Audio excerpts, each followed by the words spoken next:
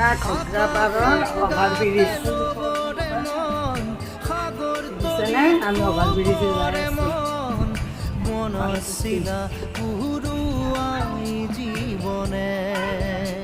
আমি দুজনে যাই আছোঁ।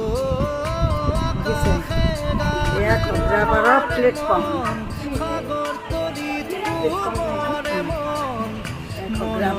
ৰেল লাইনত